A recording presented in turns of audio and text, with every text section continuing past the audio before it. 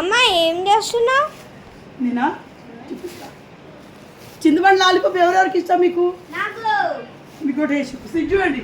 ఇవి వచ్చేసి మాకోసం అత్తయ్యకున్న చింతపండు ఎక్కువ కొనుక్కొని చెప్పి ఎందుకంటే నల్ల పడుతుంది కదా. సో ఈసారి తక్కువ తీసుకొని ఇది 6 కిలో నీకు మా పిల్లలకి ఇవాళ చింతపండు లాలిపాప్ చూపిస్తాను. సో 5 కిలోలు చింతపండు అండి. ఇది 10 కిలోలు 5 కిలోలు చూడండి. ఇది ఇయర్ మొత్తం రమ్మేకు నాకు అత్తయ్యకి అన్నమాట. సో ఇన్స్టాంట్ చింతపండు లాలిపాప్ మీకు అందరికీ చూపిస్తాను. చూసాను కూడా. సో చూడండి, ఇది చింతపండు ఇందాకే కొనుక్కొచ్చింది.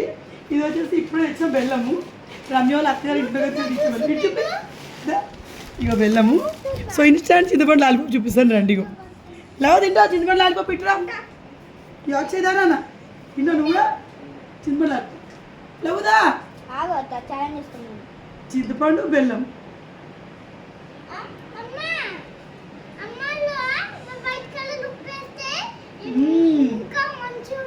ఉప్పేస్తే ఇంకా బాగుంటుందా?